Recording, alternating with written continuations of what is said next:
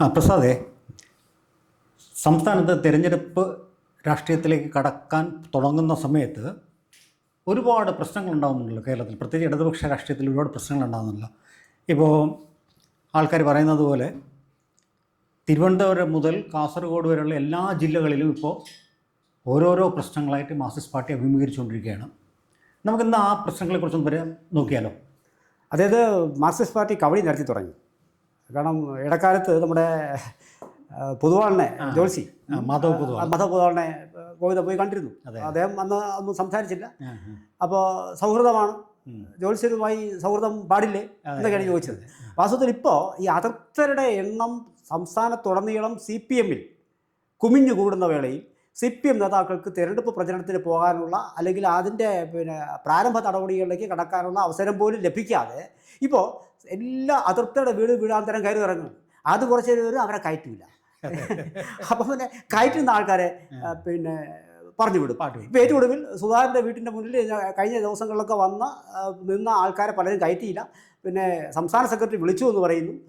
Phone എടുത്തു. എന്താണ് അദ്ദേഹം തെറി വിളിച്ചോ അതോ മയത്തിൽ സംസാരിച്ചോ ഒന്നും തമാശ പറഞ്ഞാൽ ഇവരെ വീടിനകത്തോട്ട് കയറ്റി കഴിഞ്ഞാൽ അടുക്കളയിൽ പാത്രം കഴുകുന്നുള്ളത്.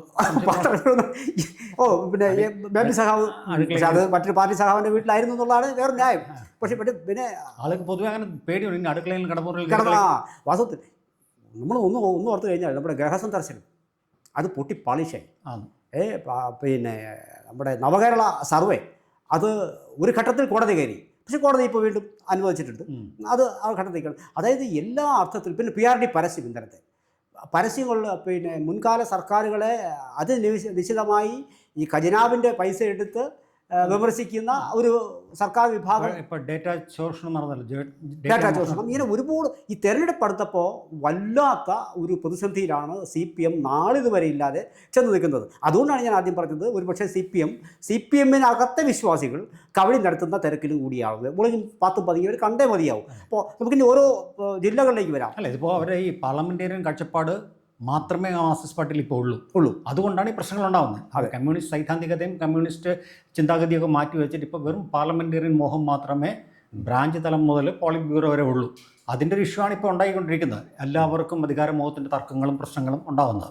ഏതായാലും നമ്മൾ ഈ പറഞ്ഞ പോലെ നമുക്ക് ഒരു ജില്ല തിരിച്ച് ഒരു തമാശ അതൊരു പോയിന്റാണ്. കാരണം പറഞ്ഞത് ഒരു പാർലമെന്ററി മോഹം മാത്രം കമ്മ്യൂണിസ്റ്റ് പാർട്ടിക്ക് ഉണ്ടാകുക എന്ന് പറയുന്നത് അത് തന്നെ ഒരു തകർച്ച ആണ്. ആൻറ്റി കമ്മ്യൂണിസമാണ്. അത് ആൻറ്റി കമ്മ്യൂണിസമാണ്. ഒരു പക്ഷേ അത് ഈ പാർലമെന്ററി മോഹങ്ങളില്ലാതെ നിൽക്കാൻ കഴിയില്ല എന്ന് പറയുന്ന ഒരു ബോധ്യത്തിൻ്റെ ഒരു തിരിച്ചറിവിൻ്റെ അടിസ്ഥാനത്തിലാണ് അവരിലേക്ക് വന്നത്. പക്ഷേ ഇതിപ്പോൾ അത് മാത്രമായി ഇപ്പോൾ നിലനിൽക്കുമെന്ന് പറയുന്നത്. നമ്മൾ ഈ നേരത്തെ പറഞ്ഞ പോലെ അതൃപ്തരുടെ എണ്ണം കൂടി വരുന്നു. അതൃപ്തരുടെ എണ്ണം എന്ന് പറയുന്നത് താങ്കൾ ഈ പറഞ്ഞതുപോലെ പാർലമെന്ററി മോഹമാണ് ഈ അതൃപ്തിക്ക് മുഖ്യ കാരണമായി വരുന്നത്. ഒരുപക്ഷെ പിണറായി വിജയൻ്റെ 3ാം വട്ടം എന്ന് ഉള്ള ചിന്ത പോലും പാർലമെന്ററി മോഹത്തിൻ്റെ അടിസ്ഥാനത്തിലാണ്. ഇപ്പോഴത്തെ ഒരു പ്രത്യേക സാഹചര്യത്തിൽ CPM-ന് പ്രത്യേകിച്ച് പിണറായി വിജയൻ അധികാരത്തിൽ നിന്ന് മാറി നിൽക്കാൻ പറ്റാത്തൊരവസ്ഥയും കൂടെ ഉണ്ട്. പല സാഹചര്യങ്ങളുണ്ട്. അധികാരത്തിൽ വന്നേ പറ്റുള്ളൂ എന്നൊരു നിലയും കൂടെ ഉണ്ട് അദ്ദേഹത്തിന്. അല്ല, ഇപ്പോൾ ജനാധിപത്യ സംവിധാനത്തിൽ പാർട്ടി അധികാരത്തിൽ ഏത് പാർട്ടിയായാലും അധികാരത്തിൽ വരാതെ ജനഹിതം അവർക്ക് നേടിക്കൊടുക്കാൻ കഴിയില്ല. സ്വാഭാവികമായിട്ട് ഭരണത്തിൽ വരേണ്ടത് ആവശ്യമാണ്. പക്ഷേ കമ്മ്യൂണിസ്റ്റ് പാർട്ടിക്ക് അത് മാത്രം ഉണ്ടാവുക എന്ന് പറയുന്നതിനാണ് നമുക്ക് വിയോജിപ്പുണ്ടാകും. പക്ഷേ എങ്കിൽ കൂടിയും അപ്പോൾ ഈ പാർലമെന്ററി മോഹമാണോ നമ്മുടെ ഈ അതൃപ്തരുടെ വിഭാഗത്തെ കൂട്ടിയത്? തീർച്ചയായിട്ടും അങ്ങനെ വരാൻ സാധ്യതയുണ്ട്. കാരണം ഇന്നിപ്പോൾ പാർട്ടിയിൽ ആരും ആദർശം കണ്ടോ അല്ലെങ്കിൽ പാർട്ടിയുടെ തത്വസംഹിതകളിൽ ആകൃഷ്ടരായോ വരുന്നവരല്ല. ഇപ്പോൾ കോളേജ് തലത്തിൽ SFI തലത്തിൽ എടുത്താൽ പോലും SFIയിൽ എങ്ങനെ ഒരു നേതൃത്വം വഹിച്ചുകൊണ്ട് നുഴഞ്ഞു കയറി പാർട്ടിക്ക് വേണ്ടിയുള്ള എല്ലാ കാര്യങ്ങളും ചെയ്യാൻ പറ്റുന്നൊരു തോന്നലോടെയാണ് ആൾക്കാർ വരുന്നത്. അല്ലാതെ പണ്ടത്തെ പോലെ നമ്മളെ ഒരു 10-30 വർഷങ്ങൾക്ക് മുമ്പുള്ള പോലെ കമ്മ്യൂണിസ്റ്റ് ആശയം എനിക്ക് ഇഷ്ടപ്പെട്ടു അതുകൊണ്ട് ഞാൻ SFIയിൽ പ്രവർത്തിക്കാൻ വരുന്നു അല്ലെങ്കിൽ ASF പ്രവർത്തിക്കാൻ വരുന്നു എന്ന് പറഞ്ഞാൽ കുട്ടികളുടെ എണ്ണം ഇല്ല എന്ന് തന്നെ പറയാം. ഇപ്പോൾ എങ്ങനെയെങ്കിലും ഒരു ലോക്കൽ ചോട്ട നേതാവായി കഴിഞ്ഞാൽ എന്ത് പോക്കരുത്തനോ കാണിക്കാം എന്നുള്ളൊരു ലൈസൻസായി. അതൊരു പാർലമെന്റേറിയൻ മുഖത്തിൻ്റെ ബാക്കി പത്രമാണത്. ഒരുപക്ഷെ പോലീസിന് നേരെയുള്ള കടന്നാക്രമണങ്ങൾ കഴിഞ്ഞ ദിവസം ഉണ്ടായത് പോലും നമ്മൾ യൂണിവേഴ്സിറ്റി കോളേജ് കണ്ടതല്ലേ. ഭരണത്തിന് ഇപ്പോൾ ഈ കല്ലറ ഭാഗത്ത് തിരുവനന്തപുരത്ത് അങ്ങനെ ഒരു വിഷയം ഉണ്ടായിരുന്നു. ഒരു മാളിൽ വെച്ചിട്ട് പോലീസുകാരെ അടിക്കുന്ന ഒരു കടന്നാക്രമിക്കുന്ന, അതും ഈ പോലീസുകാരെ വിശേഷിച്ചും ഡ്രസ് ഇട്ടിരിക്കുന്ന പോലീസുകാരെ ആക്രമിക്കുന്ന പോലീസുകാരെ പോലും ആക്രമിക്കുന്ന കാറിലൊരു കേസ് കണ്ടല്ലോ. അപ്പോൾ ഇതെല്ലാം വരുന്നത് ഈ പാർലമെന്റേറിയൻ സെറ്റപ്പിൽ മാത്രം നിൽക്കുക എന്നുള്ളൊരു കാഴ്ചപ്പാട് കൊണ്ടാണ്. പണ്ടത്തെ ആൾക്കാർ നമ്മൾ പറഞ്ഞ കമ്മ്യൂണിസ്റ്റുകാർ എന്ന് പറയുമ്പോൾ ത്യാഗങ്ങൾ സഹിച്ച് സമൂഹത്തിന് വേണ്ടി നിൽക്കുന്ന ആൾക്കാരാണെന്നൊരു കൺസെപ്റ്റ് നമുക്കുണ്ടായിരുന്നു, പൊതുജനത്തിനുണ്ടായിരുന്നു. ഇപ്പം അതൊക്കെ മാറിയില്ലേ? ഇപ്പം ഇന്നലെ നമുക്ക് വിഷയത്തിലേക്ക് തന്നെ വന്നാലേ, ഈ അതിർത്തരുമായി ബന്ധപ്പെട്ടിട്ട് CPM പിന്നാലെ നടക്കുകയാണ്. ഇപ്പോൾ ഒരാളെ ഇന്നലെ പുറത്താക്കി. അപ്പോൾ അത് നമുക്ക് ഓരോന്നായി എടുത്ത് പരിശോധിക്കാം. അതെ, ഇതിപ്പോൾ ഇതിൻ്റെ തുടക്കമായിട്ട് നമ്മൾ PK ശശിയെ പുറത്താക്കി. ശശി ഇപ്പോൾ ഒരു കാര്യം പറഞ്ഞിട്ടുണ്ട്, പ്രവർത്തകരുടെ വലിയൊരു സംഭവം നടക്കാൻ പോവാണ്, പ്രവർത്തകരുടെ ഒരു കൺവെൻഷൻ തന്നെ, അതിർത്തരുടെ ഒരു സംഘർഷം തന്നെ ഇന്നലെ നടത്തുന്നതും പറഞ്ഞു. ഇപ്പോൾ അങ്ങനെ നോക്കുമ്പോൾ നമ്മളെ ഏറ്റവും വലിയ കേഡർ പാർട്ടി എന്നറിയപ്പെടുന്ന മാർക്സിസ്റ്റ് പാർട്ടിയുടെ സകല ജില്ലകളിലും ജില്ലാ കമ്മിറ്റികളിലും പ്രശ്നങ്ങൾ ഉണ്ടായിക്കൊണ്ടിരിക്കുകയാണ് നമുക്ക് കാണാം. ഇപ്പോൾ ഏറ്റവും നമ്മൾ കാണുമ്പോൾ ഇപ്പോൾ കണ്ണൂർ തന്നെ എടുത്താൽ കമ്മ്യൂണിസ്റ്റ് പാർട്ടിയുടെ ഏറ്റവും വലിയ ശക്തി കേന്ദ്രം എന്ന് പറഞ്ഞാൽ കണ്ണൂർ തന്നെ ഇപ്പോൾ കഴിഞ്ഞ ഒരു 1.5 വല്ലാത്ത പ്രശ്നങ്ങൾ മാറല്ലേ. അല്ല, ഓൾറെഡി P. ജയരാജൻ അതൃപ്തനാണ്. P. ജയരാജൻ ഓൾറെഡി അതൃപ്തനാണ്. പിന്നെ ഇപ്പോൾ PK ശ്യാമളയ്ക്ക് സീറ്റ് കൊടുക്കണമെന്ന് പറഞ്ഞിട്ട് ഒരു പ്രശ്നങ്ങൾ ഉണ്ടാകുന്നുണ്ട്, വലിയ തോതിൽ അത് പ്രശ്നം ഉണ്ടാകുന്നുണ്ട്. അതും ഗോവിന്ദൻ്റെ ഭാര്യ പതിവ് വിപരീതമായി എനിക്ക് തോന്നുന്നു സാമൂഹ്യ മാധ്യമങ്ങളിൽ കൂടെ പോലും പിന്നെ പാർട്ടി അഭിപ്രായങ്ങളൊന്നും തുടങ്ങിയിരിക്കും. പിന്നെ മട്ടന്നൂർ നിന്ന് ശൈലജയെ മാറ്റിയ കേസ്, അങ്ങനെ കണ്ണൂർ രാഷ്ട്രീയം അതിൽ തന്നെ പൊതുവെ കണ്ണൂർ രാഷ്ട്രീയം എന്ന് പറയുന്നത് ഒരു കുടുംബ രാഷ്ട്രീയമാണ് എന്ന് പറയാം. ജയരാജൻ, സതീദേവി, PK ശ്രീമതി കുടുംബം, അല്ലെങ്കിൽ ശൈലജ, രാകേഷ്, അങ്ങനെ കുടുംബത്തിൻ്റെ ഒരു കളിയാണെന്നറിയാം. എന്നാൽ ഇപ്പോൾ വരുന്ന ഏറ്റവും വലിയൊരു പ്രശ്നം നമ്മുടെ കണ്ണൂർ ശൈലജയെ മട്ടന്നൂരിൽ നിന്ന് മാറ്റിയ കാര്യമാണ് ഇപ്പോൾ വലിയൊരു പ്രശ്നമായിരിക്കുന്നത്. അവർ ആദ്യമേ പറഞ്ഞെന്ന് പറഞ്ഞാൽ മാറ്റിയാൽ ഒരു കാരണവശാലും ഞാൻ മത്സരിക്കില്ല എന്നൊക്കെയാണ് അവർ ആദ്യം പറഞ്ഞിരുന്നതെങ്കിലും ഇപ്പോൾ ഏകദേശം അങ്ങനെ മാറ്റിയെന്നും തീരുമാനമായെന്നും അവരതിന് അംഗീകരിച്ചു എന്നൊക്കെയാണ് സംസാരം നടക്കുന്നത്. ഔദ്യോഗികമായിട്ടൊന്നും വന്നിട്ടില്ല, എന്നാലും സോഷ്യൽ മീഡിയയിലൂടെ നടക്കുന്ന സംസാരങ്ങൾ അങ്ങനെയൊക്കെയാണ്. അപ്പോൾ കണ്ണൂർ എന്തായിരിക്കും അതിൻ്റെ അവസ്ഥ? അല്ല, ഈ കണ്ണൂർ ഞാൻ പറഞ്ഞില്ലേ, ശൈലജ പിന്നെ ടീച്ചർ പേരാവൂരിലേക്ക് പോകുന്നതുമായി ബന്ധപ്പെട്ടിട്ട് അത് ഞാനത് പിന്നെ പാർട്ടിയോടൊപ്പം ആണ് ഞാൻ എൻ്റെ ഒരു അഭിപ്രായം പറഞ്ഞത്. പാർട്ടിക്ക് ഇത് തീരുമാനമെടുക്കാനുള്ള അധികാരമുണ്ട്, അവകാശമുണ്ട്. ഒരിക്കലും ഒരുപക്ഷെ കിട്ടില്ല എന്ന് നിങ്ങൾക്ക് തോന്നുന്ന ഒരു സീറ്റിലേക്ക് ശൈലജ ടീച്ചറെ പോലെ ഒരാളെ കൊണ്ടുവന്ന് ആ സീറ്റ് പിടിച്ചെടുക്കാനുള്ള ശ്രമം, അത് വ്യക്തിപരമായി ശൈലജ എതിർക്കുന്നതിൽ അർത്ഥമില്ല. കാരണം ഒരു പാർട്ടി കേഡർ എന്നുള്ള തരത്തിൽ അത് ബാധ്യസ്ഥയാണ് അവർ. അല്ല, അങ്ങനെ നമ്മൾ പറയുകയാണെങ്കിൽ ഒരു കാര്യമുണ്ട്, മാർക്സിസ്റ്റ് പാർട്ടിക്ക് 100% കണ്ടെത്തി വിശ്വസിക്കാൻ പറ്റുന്ന ഒരു സീറ്റാണല്ലോ ധർമ്മടം. അവിടെ ഒരു പരീക്ഷണം നടത്താമല്ലോ. അല്ല, അവിടെ ആൾ മാറ്റി പരീക്ഷിക്കാം. അതെ, സ്വാഭാവികമായി അത് ചെയ്യാം. പക്ഷെ ഇതെന്ന് പറയാനില്ല, അവർക്ക് പിടിച്ചെടുക്കാൻ പറ്റാത്തൊരു സീറ്റാണ് അത്. അല്ല, ഞാൻ പറഞ്ഞത് പിണറായി പോലെ ഒരാൾക്ക് വേണമെങ്കിലും ഒന്നും മത്സരിക്കാം. ധർമ്മടം ഷുവർ സീറ്റാണ്. അപ്പോൾ ധർമ്മടത്തിൽ നിൽക്കുന്ന ഒരാളിനെ ജയിക്കാത്തൊരു സീറ്റിലേക്ക് മാറ്റി മത്സരിച്ച് നോക്കാമല്ലോ. അല്ല, അതൊക്കെ അത് പാർട്ടി തീരുമാനിക്കേണ്ട കാര്യമാണ് ഞാൻ പറഞ്ഞത്. പക്ഷെ പാർട്ടി ഒന്ന് ആവശ്യപ്പെട്ടാൽ എപ്പോഴും പറയുന്നതാണ്, പാർട്ടിയാണ് വരുന്നത്, വ്യക്തിയല്ല എന്നാണ് പറയുന്നത്. അപ്പോൾ വ്യക്തി താല്പര്യങ്ങൾക്ക് അവിടെ സ്ഥാനമില്ല. അങ്ങനെയെങ്കിൽ ശൈലജയ്ക്ക് അവിടെ പോവാം. അപ്പോൾ ഈ പിന്നെ അതുകൊണ്ട് തന്നെ ഞാൻ ഈ കാര്യത്തിൽ ഞാൻ അവിടെ പാർട്ടിയോടൊപ്പമാണ്. പിന്നെ ഈ PK ശശി, നമ്മുടെ MM മണി, അദ്ദേഹം അഭിപ്രായം പറഞ്ഞിട്ടുണ്ട്. അദ്ദേഹം അതൃപ്തനാണ് എന്ന് അദ്ദേഹത്തിൻ്റെ വാക്കുകൾ ചൂണ്ടിക്കാണിക്കുന്നുണ്ട്.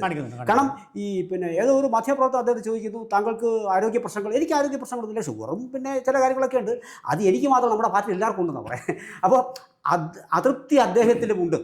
അതെ. അപ്പോൾ സ്വാഭാവികമായിട്ടും മണിയിലും നമ്മളത് ശ്രദ്ധിച്ച് നോക്കാത്തതുകൊണ്ടാണ് മണിയുടെ ഈ അതൃപ്തി പോലും നാളെ പൊട്ടിപ്പുറപ്പെട്ട് പുറത്തേക്ക് വരാനുള്ള സാധ്യത മുന്നിൽ കണ്ടുകൊണ്ട് ഒരു അനുനയനക്ക് ഒരു ഫോൺ കോൾ എത്തിയിട്ടുണ്ടാവും. അല്ല, ശരിയാണ്. അത് മണി പറയുന്നതിൽ ഒരു ഏകദേശം ഒരു കാര്യമുണ്ട്. കാരണം ഈ മണിയുടെ മണ്ഡലം, അതിൽ ഇടുക്കി ജില്ല മാത്രമല്ല, ഉടുമ്പൻചോല എന്ന് പറഞ്ഞ മണിയുടെ മണ്ഡലം വാസ്തവത്തിൽ മണി തന്നെയാണ്. മണിയാണ് മണ്ഡലം എന്ന് പറയാം. ആ രീതിയിലാണ് അവിടുത്തെ ഒരു രാഷ്ട്രീയ കാഴ്ചപ്പാടും സെറ്റപ്പും ഉള്ളത്. അപ്പോൾ ഇടുക്കി ജില്ലയിൽ മണിക്ക് പകരമായിട്ട് വെക്കാൻ പറ്റുന്ന നേതാവ് ഉണ്ടോ എന്ന് വെച്ചാൽ ഇപ്പോഴും ഇല്ല. അപ്പോൾ മണിക്ക് സ്വാഭാവികമായിട്ടൊരു അതൃപ്തി ഉണ്ടാകണമല്ലോ. അല്ല, അതൃപ്തി ഉണ്ടാകാം. പക്ഷേ ഈ നിങ്ങൾ നേരത്തെ പറഞ്ഞതുപോലെ ഈ മണിക്ക് ആവശ്യത്തിലേറെ, എല്ലാ പേർക്കും ആവശ്യത്തിലേറെ സ്ഥാനങ്ങളും അവസരങ്ങളും പാർട്ടി കൊടുത്തിട്ടുണ്ട്. ശൈലജ ടീച്ചർ കൊടുത്തിട്ടുണ്ട്. 6ാം തവണയാണ് അവർ മത്സരിക്കാൻ പോകുന്നത്. സുധാകരന് എത്ര തവണ അദ്ദേഹം പിന്നെ 2 തവണ മന്ത്രിയായിരുന്ന മനുഷ്യൻ കൂടിയാണ്. അവസരങ്ങൾ കൊടുത്തിട്ടുണ്ട്. പക്ഷേ സുധാകരനെ സംബന്ധിച്ചൊരു വ്യത്യസ്തമായ കാര്യം അദ്ദേഹം പറയുന്നത്, അദ്ദേഹത്തിന് കഴിഞ്ഞ കാലങ്ങളിൽ അദ്ദേഹത്തിന് ചെറിയ സമ്മേളനം പോലും വിളിക്കുന്നില്ല, ഒരു മൈക്ക് പോലും കൊടുക്കുന്നില്ല. അതൊക്കെ സ്വാഭാവികമായിട്ടും ആരും ആഗ്രഹിക്കുന്ന കാര്യങ്ങളാണ്. പാർട്ടി ഘടകങ്ങൾ, കീഴ്ഘടകം ആയിക്കോട്ടെ, ബ്രാഞ്ച് ആയിക്കോട്ടെ, ബ്രാഞ്ചിൽ ചെന്ന് സംസാരിക്കാൻ അവസരം കൊടുക്കുക, അത് ചെയ്യുന്നില്ല. ഈ അടിയന്തര സഭയെ ബന്ധപ്പെട്ടൊരു പ്രോഗ്രാം അവിടെ നടത്തിയിരുന്നു. കുറച്ച് മീറ്ററുകൾ മാത്രം അകലെയാണ് അദ്ദേഹത്തിൻ്റെ വീടിനടുത്ത്. അദ്ദേഹത്തെ വിളിക്കുന്നില്ല. അപ്പോൾ അദ്ദേഹത്തിന് തള്ളിക്കളയുന്ന ഒരു വിഷയം വരുമ്പോഴാണ് ആ മനുഷ്യൻ വന്നത്. തെരഞ്ഞെടുപ്പ് രാഷ്ട്രീയത്തെ മാറ്റി നിർത്തുന്നതും അവഗണിക്കുന്നതും രണ്ട് തന്നെയാണ്. അപ്പോൾ സുധാകരനെ ഉള്ള പ്രകോപിപ്പിച്ചതെന്ന് പറയുന്നത് അത്തരത്തിലുള്ള പാർട്ടി അവഗണനയാണ് വാസ്തവത്തിൽ സുധാകരനെ പ്രകോപിപ്പിച്ചത്. ഏരിയ കമ്മിറ്റി മീറ്റിംഗിൽ പോലും വിളിക്കുന്നില്ല എന്നുള്ളതാണ്. അപ്പോൾ സ്വാഭാവികമായിട്ടും വലിയ മോഹങ്ങളില്ലാതെ പാർട്ടിയിൽ പ്രവർത്തിച്ചിരുന്ന, അഴിമതി ഇല്ലാത്ത ധൈര്യമായിട്ട് കാര്യങ്ങൾ ചെയ്യുന്ന ഒരു കമ്മ്യൂണിസ്റ്റ് എന്നുള്ളതിൽ അദ്ദേഹത്തിന് ചിലപ്പോൾ വന്നേക്കാം. ആരോപണങ്ങളൊന്നും അങ്ങനെ വന്നിട്ടില്ല. മന്ത്രിയായിരുന്നപ്പോഴും പൊതുപ്രവർത്തനം എന്നുള്ള നിലയിലും ആരോപണങ്ങളൊന്നും വന്നിട്ടില്ല. അത് ചുരുക്കം പറഞ്ഞാൽ ഈ ഗൃഹസന്ദർശനം എൻ്റെയും നിങ്ങളുടെയും ഉൾപ്പെടെ കേരളത്തിലെ എല്ലാ വീടുകളിലും CPM കയറാൻ വന്നു. ആദ്യം കയറിപ്പോഴേ സംഭവം വശപ്പശകാണെന്ന് മനസ്സിലാവുന്നു, അവർ പിൻവാങ്ങുന്നു. പിന്നീടാണ് അതൃപ്തരുടെ ഒരു വലിയ വിഭാഗം വരുന്നത്. പിന്നെ വീട്ടിൽ കയറാൻ സ്വാഭാവികമായിട്ട് സമയം ഉണ്ടാവില്ല. ഈ അതൃപ്തരുടെ വീട്ടിൽ കയറാനാണ് പിന്നെ സമയം. അവർ പോലും ഇപ്പോൾ ഇവരെ കയറ്റുന്നില്ല എന്നുള്ള. എന്നിട്ടും ഈ PK ശശിയെ പുറത്താക്കിയിട്ട് വീണ്ടും അവർക്ക് വരാനുള്ള സാധ്യതയുണ്ട് തെറ്റിദ്ധരുത്തിയാൽ എന്ന് കൃഷ്ണദാസും കൂടെ പറഞ്ഞിട്ടുണ്ട്. പക്ഷേ പ്രസാദ്, കഴിഞ്ഞ പ്രാവശ്യം നമ്മൾ കഴിഞ്ഞ തെരഞ്ഞെടുപ്പിൽ വരുമ്പോൾ എല്ലാ തെരഞ്ഞെടുപ്പിലും ഈ അതൃപ്തരുണ്ട്. ചിലയിടത്തൊക്കെ ഇലക്ഷനിൽ മത്സരിക്കാറുമുണ്ട് ഈ അതൃപ്തർ. പക്ഷേ ഇപ്പോൾ വരുന്നത് ഈ അതൃപ്തർ എന്ന് പറഞ്ഞാൽ തലമുതിർന്ന നേതാക്കളാണല്ലോ. അതാണ് ചെറിയ പ്രശ്നം വേണ്ടത്. പണ്ട് താറേ തരത്തിലായിരുന്നല്ലോ. ഇപ്പോൾ തലമുതിർന്ന നേതാക്കൾ, വളരെ സീനിയർ നേതാക്കളാണ് അതൃപ്തരുടെ കൂട്ടത്തിലേക്ക് വരുന്നത്. അതെ. അപ്പോൾ അത് വല്ലാത്തൊരു മാറ്റമല്ലേ പാർട്ടിക്കുണ്ടായിരിക്കുന്നത്? സംശയം എന്താ? അത് നിങ്ങൾ പറഞ്ഞാൽ പാർലമെൻ്ററി മോഹം അതാ ലഭിക്കുന്നതാണ്. ഇപ്പോൾ AK ആൻ്റണി ഒരു അഭിപ്രായം പറഞ്ഞിരുന്നു. ഈ ഷാഫി പറമ്പലിന് പിന്നെ നമുക്ക് കഴിഞ്ഞ 2-3 ആഴ്ചയ്ക്ക് മുമ്പ് ഒരു വാർത്ത വന്നിരുന്നു. പിന്നെ ചില സീറ്റുകൾ നേതൃത്വം വിട്ടുതരണം എന്നുള്ള തരത്തിൽ ഷാഫി ഒരു അഭിപ്രായം പറഞ്ഞു പോലും. ആൻ്റണി ഉണ്ടായിരുന്ന വേദിയാണ്. ചെറുപ്പക്കാർക്ക് സീറ്റ് കൊടുക്കുന്നതുമായി ബന്ധപ്പെട്ടുള്ള ചർച്ച വരികയാണ്. ഷാഫി പറമ്പിലാണ് അത് ഓപ്പൺ ചെയ്തത്. അപ്പോൾ AK ആൻ്റണി പറയുകയാണ്, ഈ ചർച്ചക്കിടയിൽ AK ആൻ്റണി സംസാരിച്ച് കഴിഞ്ഞിരുന്നിട്ട് പോലും അദ്ദേഹം എഴുന്നേറ്റ് നിന്ന് അഭിപ്രായം പറയുന്നു. അദ്ദേഹം പറഞ്ഞത്, ഞങ്ങൾ പണ്ട് ഇതേ അവസ്ഥയിൽ, ഈ ചെറുപ്പക്കാരായിരുന്ന അവസ്ഥയിൽ ഞങ്ങളും ഇതേ സ്റ്റാൻഡാണ് എടുത്തിട്ടുള്ളത്, ഞങ്ങൾക്ക് മത്സരിക്കാൻ സീറ്റ് തരണം. പക്ഷേ ഒരു വ്യത്യാസം എന്ന് പറയുന്നത്, ഞങ്ങളന്ന് ആവശ്യപ്പെട്ടിരുന്നത് ഈ പാർട്ടിക്ക് ഒരിക്കലും ജയിക്കാൻ കഴിയാത്ത, നിങ്ങൾ കളഞ്ഞ് കുളിക്കുന്ന ചില സീറ്റുണ്ടോ, ആ സീറ്റുകൾ തരണമെന്നാണ് ഞങ്ങൾ ആവശ്യപ്പെട്ടത്. അത് ഷാഫിക്കിട്ടൊരു കൊട്ട, ജയിക്കുന്ന സീറ്റല്ല ആവശ്യപ്പെട്ടത്. ഇവിടെ സംഭവിച്ചിരിക്കുന്ന കാര്യം, പാർലമെൻ്ററി മോഹം അതിൻ്റെ എല്ലാ സുഖസൗകര്യങ്ങളും അനുഭവിച്ച് അതിൽ തടിച്ചു കൊഴുത്ത ആൾക്കാർ ഒരു സുപ്രഭാതത്തിൽ നോ പറയുമ്പോൾ അതിന്മേലുള്ള അതൃപ്തി, അതാണ് നമുക്ക് മനസ്സിലാവാത്തത്. CPM പോലൊരു പ്രസ്ഥാനത്തിൽ ഈ 3 വട്ട ടൈം അല്ലെങ്കിൽ 2 വട്ട ടൈം എന്നൊക്കെ പറഞ്ഞാൽ, അല്ലെങ്കിൽ പ്രായത്തിൻ്റെ പരിധി എന്ന് പറയുന്നത്, അതുപോലും പാലിക്കാൻ ഒരു കേഡർ പാർട്ടിക്ക് കഴിയാത്ത സാഹചര്യമാണ് കേരളത്തിൽ ഉള്ളത്. അത് സ്വാഭാവികമായിട്ടും നമുക്ക് അത്ഭുതപ്പെടുത്തുന്ന ഒന്നാണ്. അത് ഒരു കമ്മ്യൂണിസ്റ്റ് പാർട്ടികളിൽ, പ്രത്യേകിച്ച് CPM പോലുള്ള പാർട്ടിയിൽ ഒരിക്കലും വരാൻ പാടില്ലാത്തൊരു കാര്യമാണ്. അതാണ് ഞാൻ നേരത്തെ പറഞ്ഞത്. അണികൾ സാധാരണ പഞ്ചായത്ത് തലത്തിൽ ഒരു തർക്കങ്ങളൊക്കെ ഉണ്ടാവുമെങ്കിലും ഇങ്ങനെ ഈ നേതാക്കൾ തർക്കം ഉണ്ടാക്കുന്നു, സംസ്ഥാന സമിതി അംഗങ്ങളും ഒക്കെ പ്രശ്നം ഉണ്ടാക്കുന്നത് മാത്രമല്ല, അത് പാർട്ടിയെ സംബന്ധിച്ചിട്ട് അതിൻ്റെ ഒരു ദുര്യോഗമാണിത്. കാരണം ഈ പാർലമെൻ്ററി അതിമോഹങ്ങൾ സീനിയേഴ്സ് ആയിട്ടുള്ള നേതാക്കൾക്ക് പറന്നു പിടിക്കുക എന്ന് പറയുന്നത് ഈ പാർട്ടി അനുഭവിച്ചു വരുന്ന ഒരു ദുരിതമാണ്. അത് മാറ്റി നിർത്തിയില്ല എങ്കിൽ സ്വാഭാവികമായിട്ടും വരുന്ന ആളുകളിൽ പാർട്ടിക്ക് ഈ പാർട്ടി മറ്റുള്ള പാർട്ടികളെ പോലെ അധപ്പതിക്കും. ഇപ്പോൾ കേരളത്തെ സംബന്ധിച്ചിടത്തോളം പാർട്ടിയുടെ സംസ്ഥാന സമിതി എന്ന് പറഞ്ഞാലും പോളിറ്റ് ബ്യൂറോ എന്ന് പറഞ്ഞാലും രാഷ്ട്രീയം എന്ന് പറഞ്ഞാൽ പിണറായിയാണ്. അപ്പോൾ ഇത്തരം പ്രശ്നങ്ങൾ പിണറായിയുടെ അപ്രമാദിത്വത്തിന് എങ്ങനെ ബാധിക്കും? ഈ പറഞ്ഞില്ലേ, നമുക്ക് പുറമേ നോക്കുമ്പോൾ പിണറായിയാണ് നമുക്ക് പറയാൻ സാധിക്കുമെങ്കിലും പാർട്ടിക്ക് ചട്ടങ്ങളുണ്ട്. പിന്നെ അത് നമുക്കിപ്പോൾ വന്നിരിക്കുന്ന ഒരു ഗതികേടെന്ന് പറയുന്നത് പാർട്ടി ഒരാളിലേക്ക് ചുരുക്കുന്നു എന്നുള്ളത് തന്നെയാണ്. പക്ഷേ അത് എല്ലാം അതിജീവിക്കുമെന്ന് പാർട്ടി പറയുന്നത് പോലെ അതിജീവിക്കും. കാരണം അത് ചിന്തിക്കേണ്ടത് പാർട്ടി അണികൾ തന്നെയാണ്. എന്നെ ഏത് അളവിൽ പിടിച്ചു കെട്ടുമ്പോൾ അതിനെതിരെ ഉൾപാർട്ടി ജനാധിപത്യം എന്നൊക്കെ നമ്മൾ പറയുന്നത് പോലെ, അഭിപ്രായം എന്ന് പറയുന്നത് പോലെ പറയാനുള്ള അവസരം ഉണ്ടാവട്ടെ. അങ്ങനെ പറയാൻ പറ്റാത്തതിൻ്റെ പൊരുത്തക്കേടുകളാണ് വാസ്തവത്തിൽ വിമത അഭിപ്രായങ്ങളായി പുറത്തു വരുന്നത്. അത് അവർ ആദ്യം പാർട്ടിക്കുള്ളിൽ പറഞ്ഞിരുന്നെങ്കിൽ പാർട്ടിയിൽ. പക്ഷെ അവിടെ ഞാൻ എപ്പോഴും പറയുന്നൊരു കാര്യമുണ്ട്. ഇത് വളരെ ഗൗരവമായി നോക്കിക്കാണേണ്ടത് പാർട്ടി സെക്രട്ടറിയാണ്. പാർട്ടി സെക്രട്ടറിയുടെ പിന്നെ ഒരു പദവിക്ക് യോജിച്ച ഒരു രീതിയിൽ പെരുമാറാൻ അദ്ദേഹത്തിന് കഴിയാത്തത് കാരണമാണ്. ഇല്ലെങ്കിൽ ഇത്തരം വിമതാഭിപ്രായങ്ങളൊക്കെ സ്വാഭാവികമായിട്ടും മുളയിലേ നുള്ളാൻ പാർട്ടി സെക്രട്ടറിക്ക് പറയുന്നത് കഴിഞ്ഞിട്ടുണ്ട്. ഗോവിന്ദനത് കഴിയുന്നില്ല. അദ്ദേഹം ആളിക്കത്തിക്കാൻ മാത്രമാണ് ശ്രമിക്കുന്നത്.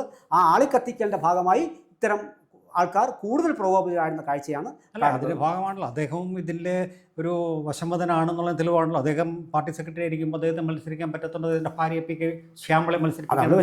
അതാണ് ഞാൻ പറഞ്ഞത്. അപ്പോൾ ചുരുക്കം പറഞ്ഞാൽ പാർട്ടി സെക്രട്ടറിയും മറ്റൊരു വഴിക്കാണ്, പാർട്ടിയുടെ പാതയിൽ കൂടിയല്ല സഞ്ചരിക്കുന്നതെന്നാണ് നമുക്ക് മനസ്സിലാക്കുന്നത്. വരട്ടെ, ഇത് ഏതളവിൽ 26-ലെ തെരഞ്ഞെടുപ്പിൽ പാർട്ടിയെ ബാധിക്കുമെന്ന് കാത്തിരുന്നതാണ്.